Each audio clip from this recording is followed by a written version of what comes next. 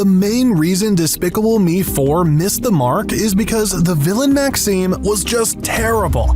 So what if Scarlet Overkill was the villain instead? The greatest villain ever escapes from prison. She's back for vengeance against adult Gru. Since the other villains were in the same prison as her, did they escape too? If so, what are they going to do? Will there be a crazy all-out war between all these major villains as they try to overthrow the AVL? This is Despicable Me 4: Clash of the Titans. At the start of the movie, we see Scarlet and her husband locked in a super maximum security underground prison. Scarlet has a depressed and hopeless look on her face as she sees that her hair is slowly turning white.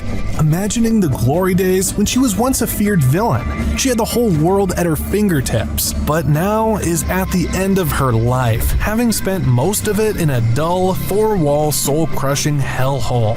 All because of Gru and those minions. A tear slowly escapes her eye as she thinks maybe all the people who bullied her as a kid were right about everything they said about her. But wait, what's this? There is a mysterious figure who slips keys under the giant metal door of her cell. Who on earth could that be? Why would anyone want to set free such a terrible villain? That's a secret that's going to be revealed at the end of this rewrite movie, but what's important now is Scarlet looks at the keys in disbelief, wondering if she's hallucinating. She touches it, surprised it's a solid object. She puts it in the keyhole with her hands shaking, hoping it would work. She turns it, takes a deep breath, closes her eyes, pushes the door, and it opened. After an insanely evil laugh, all the alarms sound. A guard on the top floor dashes to his computer to check the security cameras. He quickly shuffles past all the screens to see who escaped. Another guard says, Hey, which villain is it this time? He sees the cell door open is Scarlet's and immediately freezes. His hands tremble in fear. No, the other guard says, knowing by his reaction who it is. A bunch of other guards are chilling and talking while drinking coffee, looking at both of them shit scared, and also immediately understand what's going on. They drop their coffees and gulp. We now see an intense action scene where Scarlet uses her martial arts skills we saw her use to defeat all those villains in that diamond scene to easily kick the butts of all those guards. She finally escapes the prison after being stuck there for 50 years. I mean, she was already pretty terrible before she was in prison. I can only imagine how she's going to be like after. She has a villain arc on top of the villain arc she already had. Whatever she's going to do, I would not want to be the guy in the middle of that. Speaking of the guy in the middle of that, right after the scene, we see Gru living peacefully with his family, maybe even with a little classic Despicable Me humor. But this time, the girls are a bit older. You'll see why that's important later in the video. In the middle of their family fun time, Gru gets a call from Silas Ramsbottom. By the way, unpopular opinion, but Ramsbottom is by far my favorite character in the entire Despicable Me franchise and totally deserves a spin-off. Ramsbottom says that Tai Lung has escaped. Wait, no, wrong movie. He says Scarlet Overkill has escaped and she has made a preposterous demand. Gru must report to the AVL headquarters immediately. The family has a little fight about whether Gru should just reject the mission and let someone else do it because of how dangerous Scarlet is. I mean, why have an entire organization bent on stopping villains if you're always just going to send Gru to do everything? But Gru doesn't want to back down like a coward. He meant what he said in the Minions movie. Gru accepts the mission, but because he knows how much Scarlet must hate him, he's going to force his family to move away and be under different identities. The girls and Lucy are not happy about this. They're growing minds. They need to be able to live life and explore the world, not lie about their identities to hide away from some supervillain. They beg Gru to reconsider, but he refuses, being too afraid of the thought of losing the family he's built up over the last 3 movies, subtly hinting at the theme of this rewrite movie. One of the main reasons why Despicable Me 4 wasn't as good is it lacked the previous movie's themes of family and all the struggles and joys that come with them. This rewrite's theme will be based on overprotectiveness, but more about that later. Because Gru just arrived at the AVL headquarters, Ramsbottom welcomes him in, as the environment is dull and serious. Uncertainty fills the room and minds of all the agents. Not like they're doing anything though. Ramsbottom pulls a lever and enters a secret room. He puts in a bunch of passcodes and unlocks a bunch of fancy doors in typical cartoon fashion. When they're inside, Gru sees the superpower chambers like in the actual movie, and Ramsbottom explains to him what they do. Only problem is that Scarlet somehow found out about these things and wants to use one for herself to gain superpowers. She's already incredibly skilled both in fighting and with her gadgets, so if she had superpowers on top of all that, she would be unstoppable and be able to easily rule the world like she always wanted to. That's why the AVL is on high alert and will guard the superpower chambers with their lives. There's an intense montage of Gru and Nefario analyzing Scarlet's moves by watching videos of her and developing new gadgets to stop them. Meanwhile, Scarlet's husband analyzes Gru's gadgets and fight style to develop new tools for Scarlet to use against him. It's not just a battle of brawn between Scarlet and Gru, but also a battle of wits between Nefario and Herb. Gru and Nefario seem to be struggling a bit. Fortunately, one of the girls, Margo, who picked up an interest for science, has learned a thing or two from Nefario over the years. She's pretty enthusiastic about this as she too studies Scarlet. She calls Gru and tells him she's got a brilliant idea for something that could easily defeat Scarlet. She wants to come to the AVL headquarters to demonstrate, but Gru, still being protective, tells her no because he doesn't want her to get involved. But obviously the AVL's not just going to put this super weapon to waste, are they? No, they're not, because Ramsbottom wants to use it on Bob, Stuart, and Kevin, Scarlet's old rivals. Now they'll finally get a fighting chance against her. But wait a minute, it's unsafe and Gru is not happy with risking his beloved minions' lives. He insists Ramsbottom stop this nonsense. Ramsbottom says, "Mr. Gru, your minions' lives are already at stake with Scarlet on the loose. This is their only chance." Once again, subtly hinting at the theme of allowing your loved ones to take risks because it's the only way they'll grow. Also, by the way, Kevin, Stuart, and Bob are very similar to Margo, Agnes, and Edith. That could explain why Gru cares for them that much. But I'm the film fixer, not the film theorist, so I'll leave that one to the professionals. Gru eventually agrees to allow his three minions to enter the superhero chamber, a small sample and foreshadow of what Gru will have to eventually do with the girls. The minions successfully gain superpowers, and the shenanigans of the training montage begins. Which leads me to the next section of the movie, the comedy. I can't have a Despicable Me rewrite without comedy, can I? Other than the minions' shenanigans that have been carrying the entire franchise, we now get that subplot with Lucy being the mom living with her kids in the new house with new identities, where instead of Gru, she is the one in all of the scenes having awkward interactions with the neighbor Perry Prescott. This creates a perfect balance that'll satisfy all audiences. Before I get to the juiciest part involving the return of previous Despicable Me villains and the war, let me explain what I mean by satisfy all audiences. This is both the reason and solution to Hollywood's movie quality decline. There are two types of movie watchers. One is the casuals who enjoy movies for cool effects, brainless humor, mindless action, etc. Then there are the critiques, who are not always actually critiques. They're just people who want more than fancy effects. They want well-written stories that move them emotionally and characters they can relate with. Despicable Me 4 greatly satisfied the casuals, but disappointed the critiques. When the critics said they didn't like it, the casuals got mad at them and think the critics are just snobs who can't enjoy kids' movies, and want to remove the casuals' enjoyment by taking out the goofy humor. But what the critics actually want is to keep the casuals' enjoyment the same, while also having deep emotional parts in addition, like the previous Despicable Me movies. It takes a skilled writer to satisfy both parties because it's easy to write down fancy effects and goofy humor. Anybody can do that, even 5-year-olds. Having deep emotional parts that are not at all entertaining is also super easy to do.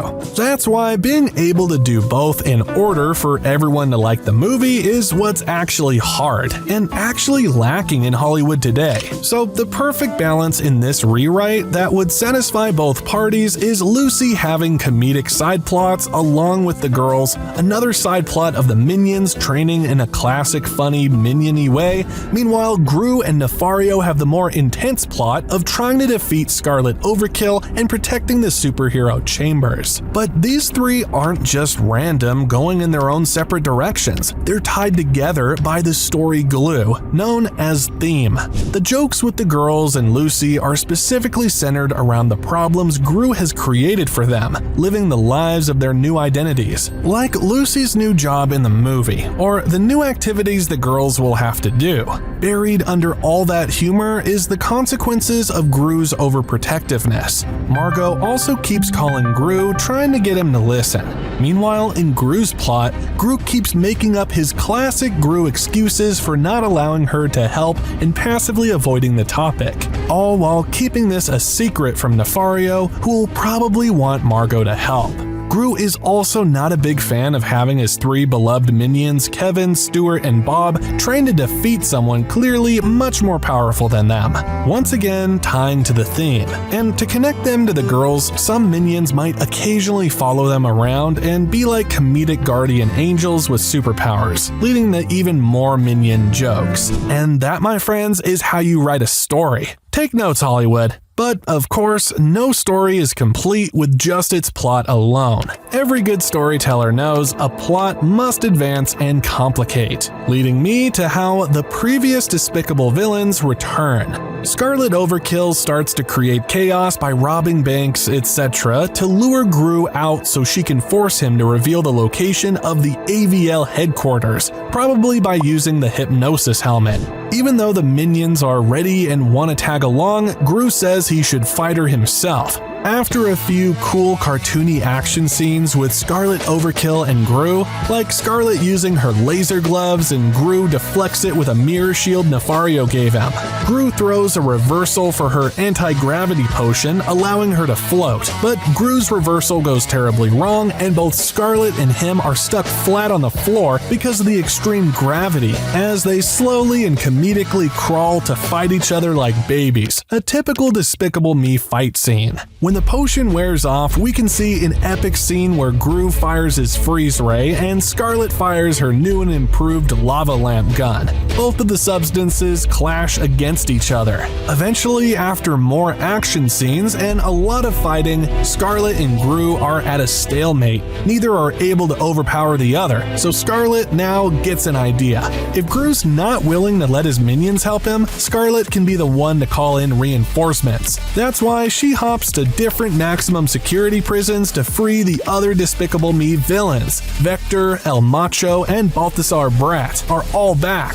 The entire AVL breaks into panic as the three most powerful villains they've spent so much effort capturing are now all free and bent on destroying the entire organization and ruling the world. Imagine what would happen if all three of those villains got superpowers. Not a single country in the world would even think twice before raising the white flag. For the first time in history, world order is at stake. They were barely able to stop each one separately. How are they going to stop all of them together and Scarlet on top? Things are not looking good for Gru and the AVL. You would think that by now, Gru would be willing to take help from the girls and the minions. Funny story about that. Nefario eventually finds out that Gru is talking to Margo, and Margo says she figured out a great idea to defeat Scarlet, but Gru isn't letting her. Nefario insists that she be brought over to the headquarters. It's our only chance. Gru is thinking about it, and he's about to say yes, but the conveniently placed TV with the news channel on shows the terrifying rampage all the new villains are on, destroying everything in sight. Gru imagines one of his girls and minions being in the middle of that and immediately makes up his mind. He's decided to play the lone hero, wanting to sacrifice himself by fighting all the villains alone so that none of his loved ones suffer. Dr. Nefario sighs and Gru gets ready for what could be his final battle. Nefario begs Gru one last time to take some help. He doesn't doesn't want Gru to die, but Gru reminds him that this is a PG-rated movie and characters don't die.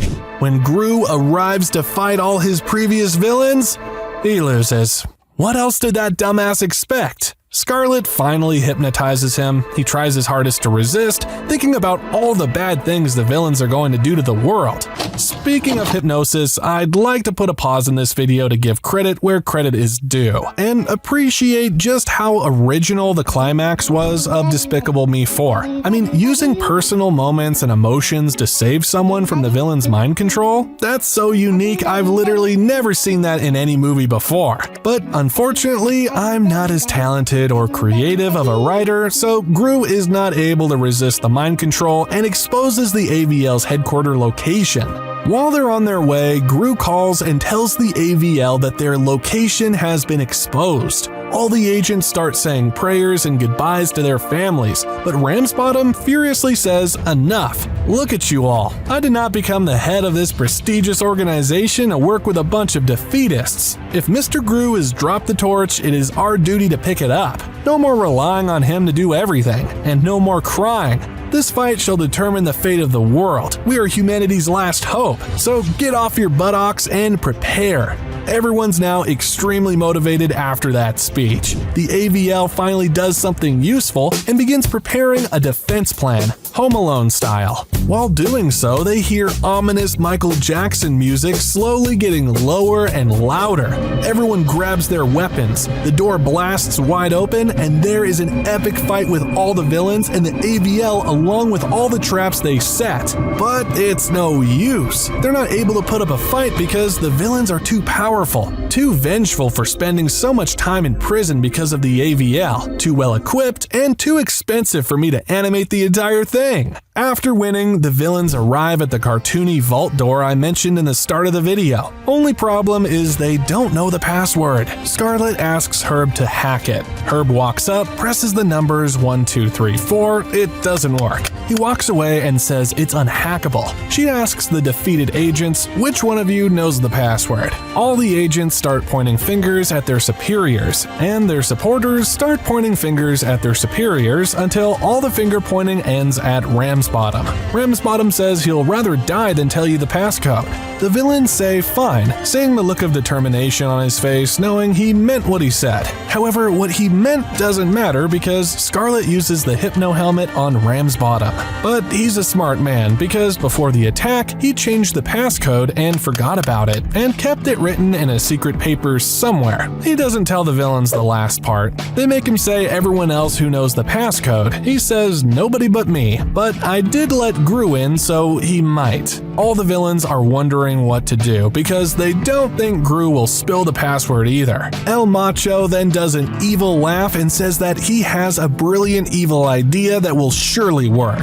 Meanwhile, Gru, after being shamefully defeated, returns back to his family's house. When he opens the door, he sees that Margo, Edith, and Agnes are sad and all alone. Agnes slides Gru a piece of paper with the words, "Tell us the passcode if you want Lucy back," with a picture of her strapped to a rocket shark with dynamite right next to a volcano. How could this happen? How did the villains find out where they live and what their secret identities are? Gru put his family away and didn't let Margo interfere, all to protect them. But even after all that, they still got in trouble. Finally, Gru realizes what he's been doing is wrong because of that, and the fact he'll do anything to get Lucy back. He says, "Alright Margo, you are coming with me." Gru takes Margo to the AVL headquarters. Dr. Nefario sees Margo walk in and smiles. Margo then enters the superpower chamber room, takes a look at all the chambers, and demonstrates her idea. She figures out a way to expand the chambers by taking off the roof and turning them into really big floors, allowing a lot, if not all of the minions to get on and get superpowers all at once. They can't give the superpowers to everyone without doing this by taking turns because they have a limited amount of resources, good for only 1 or 2 more uses. Once she says the idea, everyone looks at Nefario.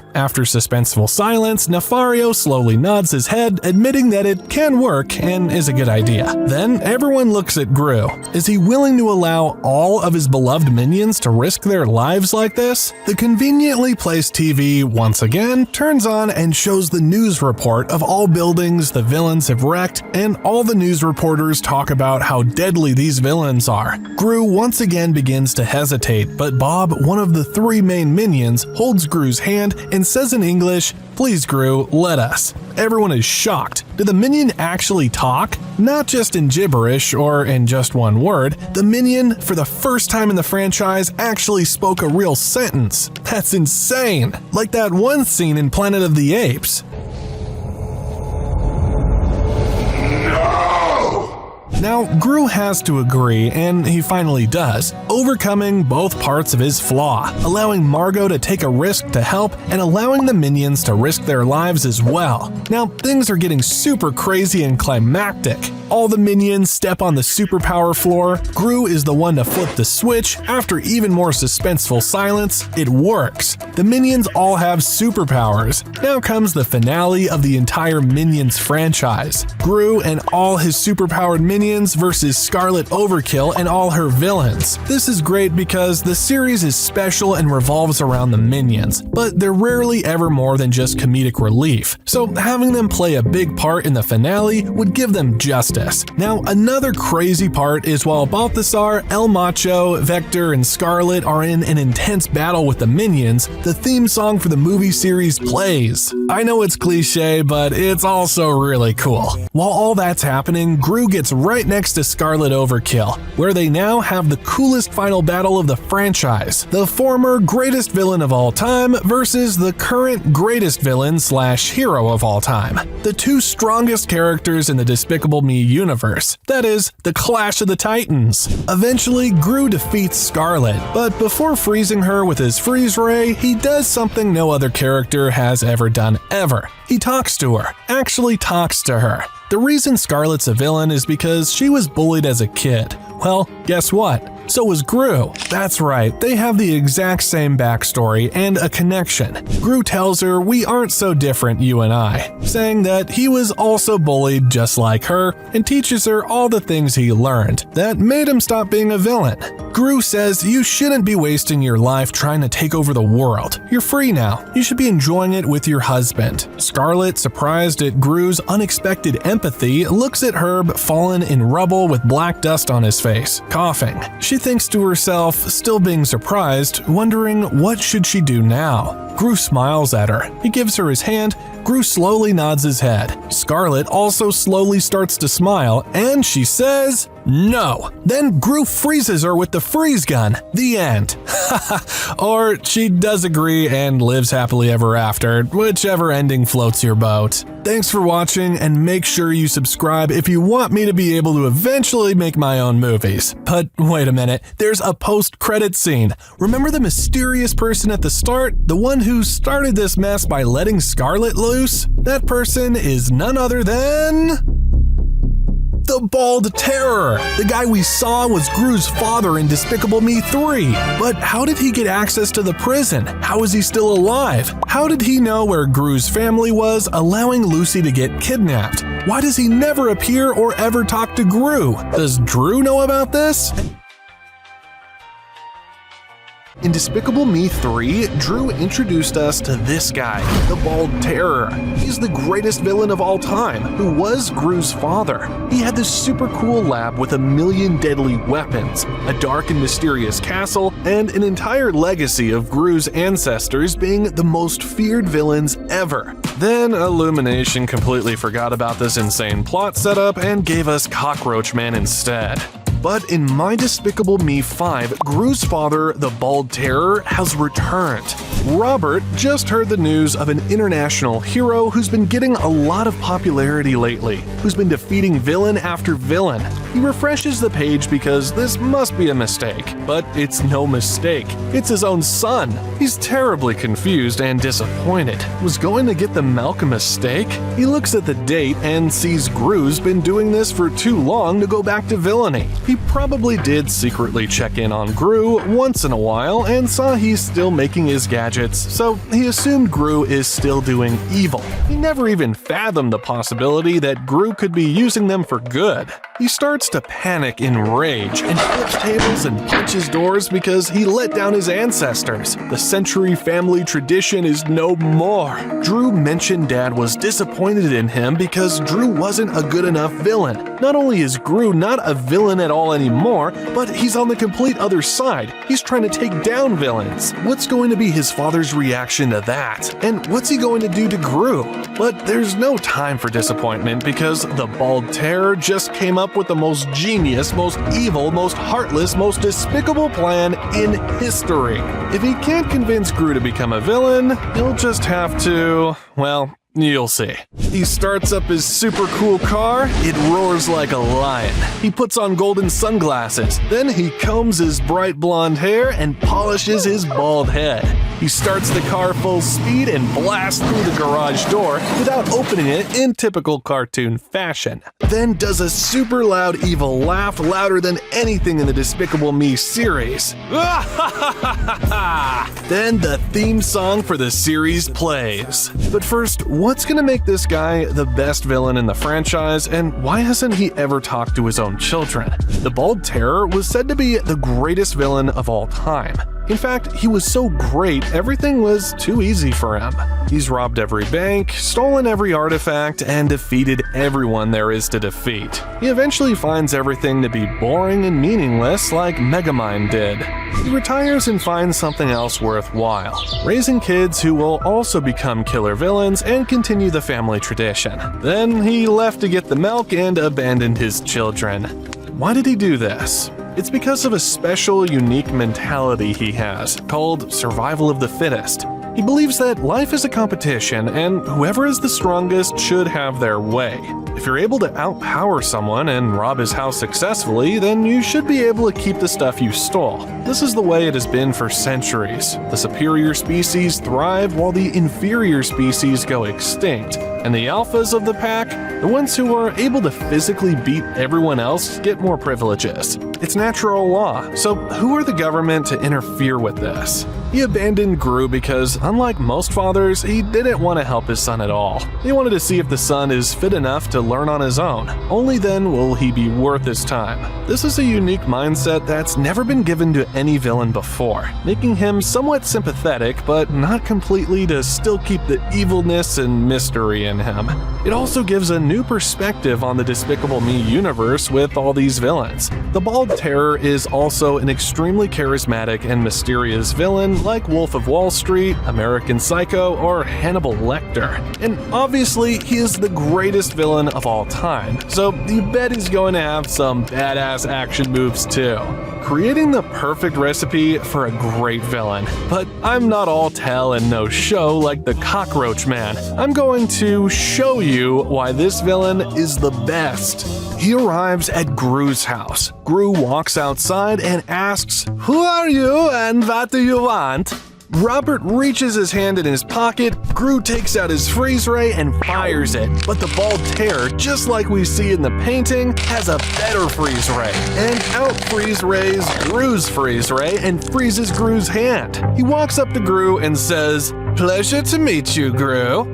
He reaches his hand out and offers Gru a handshake, but to the hand he just froze off. What a giga Chad. Gru says, "What? How do you know my name?" Gru's dad, "Because I am your father." I am your father. Robert then pickpockets the house keys from Gru's pocket and walks in his house. Whoa, mister, where are you going?" "I'm going into your house. I believe that is quite obvious." Robert then enters Gru's house and says, "You may come in," to Gru about his own house. He then meets the three girls and greets them like your classic grandpa. Gru tries to kick him out of the house, but then he says, I am your grandfather, and I've got a surprise for you. And then he gives each one of the girls a present. When they open it, it's shiny new golden villain gadgets like laser guns and mini rockets. The girls are all excited and they thank and hug Robert. Gru's quote-unquote dog runs to bite Robert, but he takes out a big juicy bone and the dog is well satisfied chewing on it, and is no longer interested in his duties in guarding the house. Wait a minute, how did you know I have a dog? Gru makes his classic Gru face when he realizes Robert's probably here to stay, because the girls like him now. Robert then walks up the stairs and enters Gru's bedroom and sits on his couch. Hey, that's my bed. Don't worry, you can sleep on the couch. Robert says it's story time and begins telling the girls cool stories of all the cool things he did in his villainy days. Gru disappointedly walks out. This is all so surprising and scary to him. I mean, you would be terrified too if a scary dude much stronger than you starts charming your kids. He has no clue what this guy wants to do with the girls. What could his terrible plan be? But Gru's not going to wait and find out. He reports this to the AVL, and Ramsbottom orders a massive assault in the night for his arrest. When Ramsbottom asks Gru for details on his appearance, Gru says he's got gold blonde hair and a bald head. While writing that down, Ramsbottom drops his pen and freezes. What's the matter? You're not talking about the Bald Terror, are you? Unfortunately, I kinda am. Ramsbottom gets PTS flashbacks of all the things the Bald Terror did to them. He's the only villain in the world the organization could not catch. Ramsbottom presses a cartoony big red button and alarm sound. Every free agent drops their coffee and donuts and immediately reports to Ramsbottom's office. Ramsbottom tells them the situation and orders every single available AVL agent to arrest the Bald Terror tonight. When the time comes, Robert is sleeping in his bed, or technically Gru's bed. AVL agents blast through the window and take out their tasers. The Bald Terror slowly yawns and gets up. The agents tase him, but he's wearing a rubber suit. He predicted this to happen. Robert opens the cabinet and combs his hair, then proceeds to beat the living crap out of all the agents using cool kung fu moves. When the agents are defeated, he pulls an Uno reverse and puts the agents' handcuffs on the agents. You are under arrest for waking me up.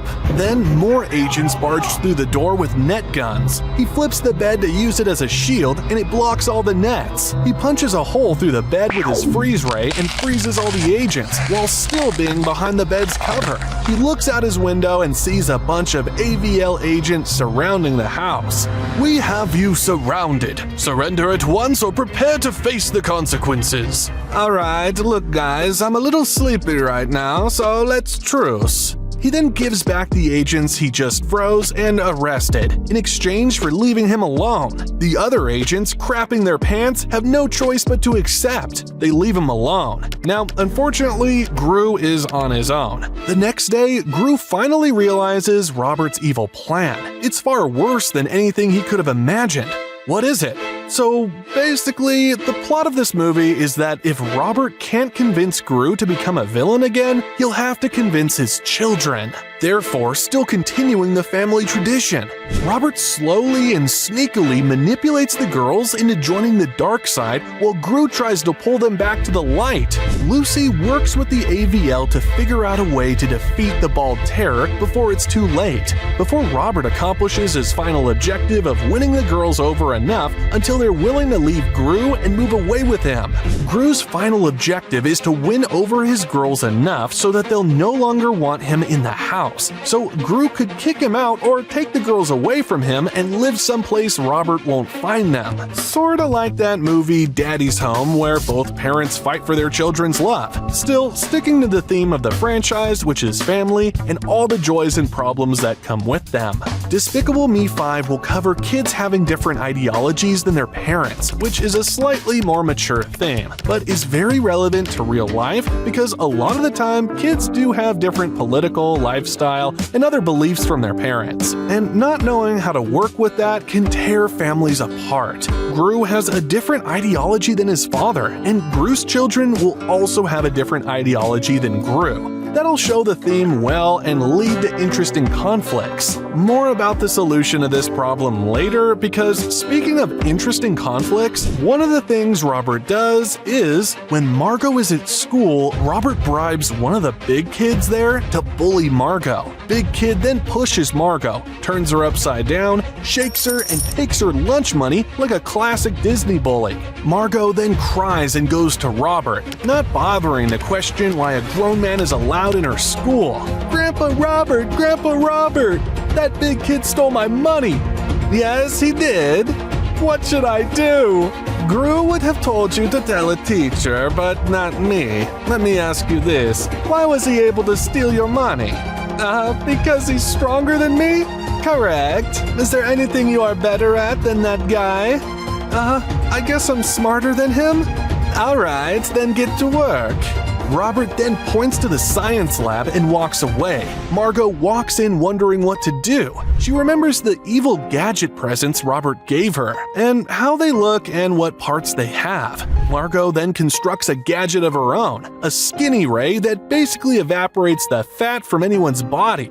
Don't ask me how the science would work for that or how a teenager was so easily able to construct it. That's just Despicable Me logic. She walks up to the big kid about to buy lunch. She uses the ray on him, and now he's really skinny. Margo pushes him and takes back her lunch money, while turning him upside down this time. Robert, looking from outside the window, mouth signals to Margo to take his lunch money too.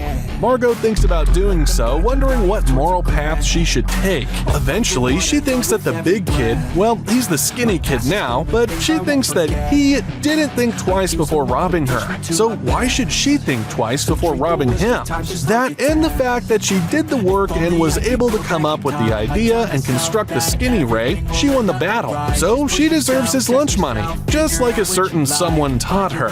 Things are not looking good for Gru and Lucy. Their children are getting corrupted and leaning towards the dark side. Another example of something he would do is when the girls ask to borrow $20 so they can buy another stuffed animal for Agnes, Robert does what any good father would do and teaches them how to rob a bank.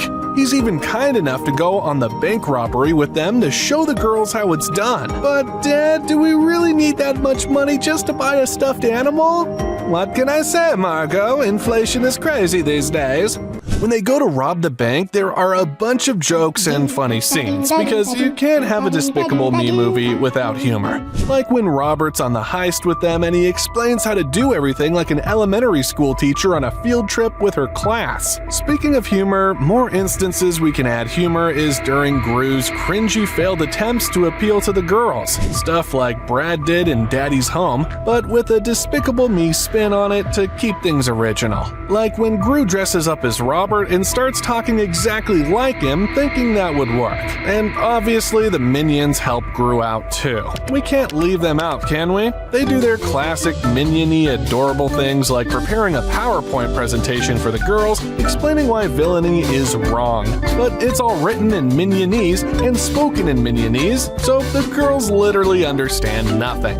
Or the minions do a skit where Kevin slaps Bob, Stuart yells at Kevin to stop, then Kevin walks away and Bob smiles and hugs Stuart, demonstrating the pros of being a hero. Comedy gold, right? Then there's also the action element when Lucy, the AVL, and Nefario, who was working on a really big science project developing a way to clone objects, leaves his work because of his loyalty to Gru to help them figure out how to beat this guy. They try a bunch of different things at night, neither of them working, of course. This creates a perfect balance of humor, family drama, and action that the Despicable Me series specializes in, and the recipe for a good Despicable Me movie. But wait, what is the solution to all this chaos, you say? How are families supposed to deal with each other's different ideologies? Well, that leads me to how the climax of this movie should go. Do you want to be able to change my videos? Join my Discord where I'll be posting video scripts early, and if you suggest something better than what I thought, I'll change it and give you a shout out. There would be something like in the first Despicable Me movie where Robert, just like Vector, takes the girls in his golden supercar and is going to disappear with them forever, because the girls now fully support villainy and want to start a career as villains. Just when all hope is lost, Gru comes up with a genius idea that will surely convince the girls to stop being villains. but Robert is taking off in his golden supercar with the girls. Gru gets in his giant pointy metal thing, and there is an extremely cool car chase, where everything the AVL, Nefario, and Lucy worked on throughout the movie comes in handy when Gru uses it to win the chase, like a bubblegum blaster to make Robert's wheels sticky, and a new and enhanced fart gun, a fart cannon that launches a giant cloud of fart obscuring Robert's view, and a minion catapult where a minion gets catapulted onto Robert and rips off the little hair he has left that he spent so much time combing, really making him the bald terror.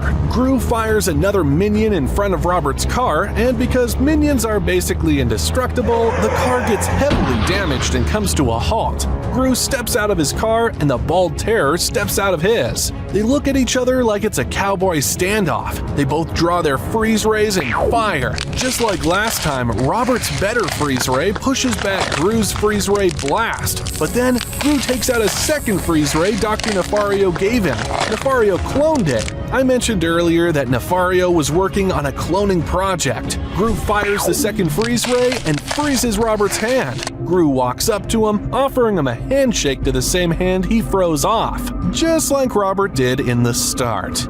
"You're not going to give me a goodbye handshake?" Gru then shows the girls images of the consequences of their villainy, like how the skinny kid was crying after he got his lunch money stolen, and how the security guards at the bank got fired and can no longer provide for their family, and similar consequences of all the other villainy they did throughout the movie, using the fact that the girls are still kids and kids are innocent. No matter what, they'll always feel bad when seeing someone in pain.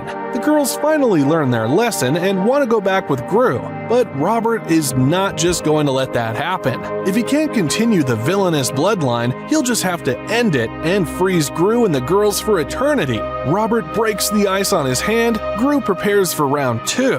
But the girls step up in front of him and they fight the bald terror. How on earth will they win? Well, because Robert made a fatal mistake teaching the girls everything he knows. So now the girls use everything Robert taught them in the bank and in other times in the movie, not mentioned in this video, otherwise it would be an hour long. Margo even uses her skinny ray, because the bald terror no longer can play surprise tricks like with the AVL, because the girls know all of them. Robert is finally defeated. You would think that this would make him super angry, but it didn't. That's right, he's actually proud. It's the first time he's ever been defeated, and there's nobody he'd rather lose to than his own grandkids. He says, "Alright, fine, you guys can be heroes, but on one condition.